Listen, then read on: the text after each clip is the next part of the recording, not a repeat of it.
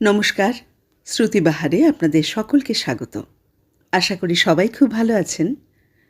শ্রীমকথিত শ্রী শ্রী রামকৃষ্ণ কথামৃত পাঠ করে শোনাচ্ছি। কেন ঈশ্বর দর্শন হয় না? অহং বুদ্ধির জন্য। ঠাকুর বলছেন, যতক্ষণ অহংকার ততক্ষণ অজ্ঞান। অহংকার থাকতে মুক্তি নেই। গরুগুলো হাম্মা হাম্মা করে আর ছাগলগুলো ম্যাঁ ম্যাঁ করে। তাই ওদের কত যন্ত্রণা। কষায় কাটে, জুতো ঢোলের চামড়া তৈরি করে। যন্ত্রণার শেষ নেই। হিন্দিতে হাম মানে আমি, আর ম্যায় মানেও আমি। আমি আমি করে বলে কত কর্মভোগ। শেষে নাড়িভুড়ি থেকে ধুনুরির তাঁত তৈরি হয়। তখন ধুনুরির হাতে তুহু তুহু বলে, অর্থাৎ তুমি তুমি। তুমি তুমি বলার পর তবে নিস্তার, আর ভুগতে হয় না। হে ঈশ্বর, তুমি কর্তা আর আমি অকর্তা, এরই নাম জ্ঞান। নিচু হলে তবে উঁচু হওয়া যায়। চাতক পাখির বাসা নিচে, কিন্তু ওঠে খুব উঁচুতে। উঁচু জমিতে চাষ হয় না, খাল জমি চাই, তবে জল জমে, তবে চাষ হয়।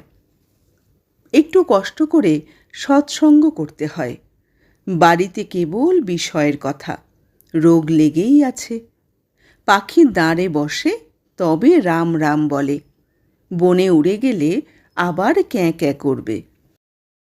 প্রার্থনা তত্ত্ব, চৈতন্যের লক্ষণ। ঠাকুর বলছেন, টাকা থাকলেই বড় মানুষ হয় না। বড় মানুষের বাড়ির একটি লক্ষণ যে সব ঘরে আলো থাকে। গরিবেরা তেল খরচ করতে পারে না, তাই তত আলো বন্দোবস্ত করে না। এই দেহ মন্দির অন্ধকারে রাখতে নেই, জ্ঞানদীপ জেলে দিতে হয়। জ্ঞানদীপ জেলে ঘরে ব্রহ্মময়ীর মুখ দেখো না। সকলেরই জ্ঞান হতে পারে, জীবাত্মা আর পরমাত্মা। প্রার্থনা করো সেই পরমাত্মার সঙ্গে সব জীবেরই যোগ হতে পারে। গ্যাসের নল সব বাড়িতেই খাটানো আছে। গ্যাস কোম্পানির কাছে গ্যাস পাওয়া যায়। আর্জি করো, করলেই গ্যাস বন্দোবস্ত করে দেবে। ঘরেতে আলো জ্বলবে। শিয়ালদহে অফিস আছে। কারো চৈতন্য হয়েছে, তার কিন্তু লক্ষণ আছে। ঈশ্বরীয় কথা বই আর কিছু শুনতে ভালো লাগে না। ঈশ্বরীয় কথা বই কিছু বলতেও ভালো লাগে না। যেমন 7 সমুদ্র, গঙ্গা, যমুনা নদী, সব তাতে জল রয়েছে। কিন্তু চাতক বৃষ্টির জল চাচ্ছে।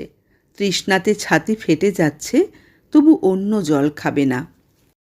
ঈশ্বর লাভের উপায় অনুরাগ, গোপী প্রেম, অনুরাগ বাঘ। শ্রী রামকৃষ্ণ ভক্তদের প্রতি বলছেন, বাঘ যেমন কপ কপ করে জানোয়ার খেয়ে ফেলে, তেমনি অনুরাগ বাঘ কাম, ক্রোধ এইসব রিপুদের খেয়ে ফেলে। ঈশ্বরে একবার অনুরাগ হলে কাম ক্রোধাদি থাকে না। গোপীদের ওই অবস্থা হয়েছিল। কৃষ্ণে অনুরাগ। আবার আছে অনুরাগ অঞ্জন। শ্রীমতী বলছেন, সখী, চতুর্দিক কৃষ্ণময় দেখছি। তারা বললে, সখী, অনুরাগ অঞ্জন চোখে দিয়েছ, তাই ওরকম দেখছ। এরকম আছে যে ব্যাঙের মুন্ডু পুড়িয়ে কাজল তৈরি করে সেই কাজল চোখে দিলে চারিদিক সর্পময় দেখে। যারা কেবল কামিনী কাঞ্চন নিয়ে আছে, ঈশ্বরকে একবারও ভাবে না, তারা বদ্ধ জীব। তাদের নিয়ে কি মহৎ কাজ হবে? যেমন কাকে ঠোকরানো আম ঠাকুর সেবায় লাগে না, নিজের খেতেও সন্দেহ হয়। বদ্ধ জীব, সংসারে জীব, এরা যেন গুটি পোকা। মনে করলে কেটে বেরিয়ে আসতে পারে, কিন্তু নিজে ঘর বানিয়েছে, ছেড়ে আসতে মায়া হয়। শেষে মৃত্যু। যারা মুক্ত জীব, তারা কামিনী কাঞ্চনের বশ নয়। কোনো কোনো গুটি পোকা অতি যত্নের গুটি কেটে বেরিয়ে আসে, সে কিন্তু 2-1টা। মায়াতে ভুলিয়ে রাখে, 2-1জনের জ্ঞান হয়, তারা মায়ার ভেলকিতে ভোলে না। কামিনী কাঞ্চনের বশ হয় না।